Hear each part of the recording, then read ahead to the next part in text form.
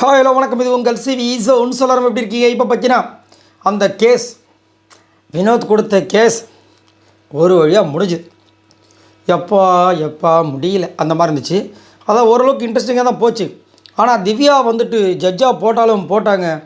இவர் அதாவது அமித் வந்துட்டு உண்மையிலே ஹேட்ஸப் சொல்லி ஆகணும். சரி, அதெல்லாம் பார்க்கலாம். அதுக்கு முன்னாடி பார்க்குற எல்லாம் நம்மளோட சேனலை சப்ஸ்கிரைப் பண்ணிட்டு பாருங்கள், லைக் பண்ணுங்கள், கமெண்ட் பண்ணுங்கள், ஷேர் பண்ணுங்கள், அந்த ஹைப்பையும் தட்டி விடுங்க. போவாங்க அந்த வீடியோக்குள்ளே போகலாம். ஸோ இந்த ஃபர்ஸ்ட்டு கேஸ் வந்துட்டு நம்ம வினோத் வந்துட்டு ஆதிரை மேலே போட்ட கேஸு என்னென்னா, இவங்க இங்கே நான் நட்பை சம்பாதிச்சிருக்கேன், அதை வந்துட்டு களங்கப்படுத்த ஏற்படுத்துகிறாங்க. என்னோடய ரசிகர்கள் வெளியே இருக்காங்களோ அவங்கள களங்கப்படுத்துகிறாங்க. அதேமாதிரி வாட்டர்மெலன் நான் போனதுக்கு காரணம் சொல்கிறாங்க, அதுவும் தவறு இப்படின்றது ஒரு 3 கேஸ். சரிங்களா?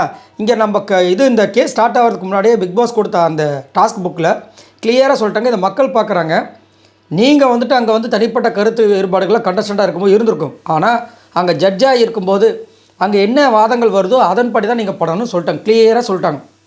அமித் அவ்வளோ அழகாக பேசுகிறார், சூப்பராக. அவரோட ஒரு பாயிண்ட்டுமே அதுக்கு இவங்க டிஃபெண்ட் பண்ணவே இல்லையே, அவங்க சொல்கிற காரணங்கள் அந்த மாதிரி வரவே இல்லையே, அழகாக அந்த பாயிண்ட்டை சொல்கிறாரு.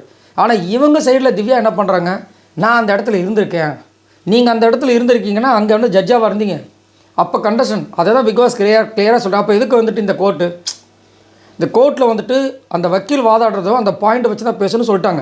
ஆமாம், நம்மளுமே சொல்லியிருக்கோம், திவாகர் போகிறதுக்கு ஒன் ஆஃப் த ரீசன் வினோத்துன்றது நம்மளுக்கு தெரியும். பட் அங்கே டிஃபைன் பண்ணணும். பாரு ஒரு இடத்துல கேட்டுகிட்டே இருக்காங்க, அரோரா இது கூப்பிடுங்க, என்னையை கூப்பிடுங்க, நான் பாயிண்ட் தான் சொல்கிறேன், ஏன்னா திவாகருக்கு நெருக்கமானவங்க. ஆனால் அவங்கள அலோவ் பண்ணவே இல்லை அரோரா. வெளியில் இப்போ அதை தான் சொன்னாங்க, நீ பண்ணியிருந்தால் நான் பேசியிருப்பேன்னு சொல்லிட்டு ரொம்ப வருத்தப்பட்டாங்க. இப்போ பேசி பேசி பேசி பேசி கடைசி வரைக்கும் பார்த்தீங்கன்னா விடமாட்டுறாங்க திவ்யா. அமித் அழகாக சொல்கிறாரு, அவர் வச்ச அந்த 3 பாயிண்டில் ஃபஸ்ட்டு பாயிண்ட்டு அது ஒழுங்காக ப்ரூவ் ஆகலை. ரெண்டாவது பாயிண்ட்டு ரெண்டாவது பாயிண்ட் என்ன சொன்னார்னா, அவங்களோட ரசிகர்களை களங்கப்படுத்துறது. ஆமாம், அங்கே எக்ஸ்போஸ் பண்ணுறேன்னு சொல்லிட்டு ஆதரி சொல்லும்போதே அது ப்ரூவ் ஆகிடுச்சு. அவங்க எக்ஸ்போஸ் பண்ணுறாங்கன்னா அப்போ அவங்களோட ரசிகர்களை களங்கப்படுத்துகிற மாதிரி தானேன்னு சொல்லிட்டு அழகாக சொல்லிட்டார். இது பிக் பாஸே நடுவில் போகிறார் இப்போது. ஏன்னா திவ்யா அப்படியே சவுண்டாக பேசுகிறாங்க, இஷ்டத்துக்கு எங்கெங்கேயோ போகிறாங்க. நான் அந்த இடத்துல இருந்தேன், நான் கானா வினோத்தை பற்றி நிறைய புகழ்ந்து சொல்லியிருக்கேன், அப்படி இப்படின்னு மானேச்சனே பொன்மானேன்றாங்க. அப்புறம் பிக் பாஸ் முதல் உங்களுக்கு கருத்து வேறுபாடுச்சுன்னு தனித்தனியாக முதல் சொல்லி முடிங்க, அப்புறம் பார்க்கலாம்.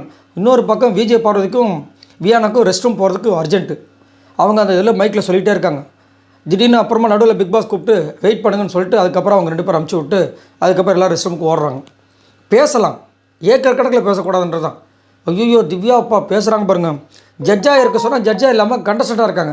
நான் திவ்யா அங்கே இருந்தேன், அவர் பண்ணும்போது நான் இங்கே இருந்தேன், இதே மாதிரி பேசிட்டு இருந்தால் அப்புறம் எப்படி அந்த கோர்ட்டுக்கே இது இல்லையே.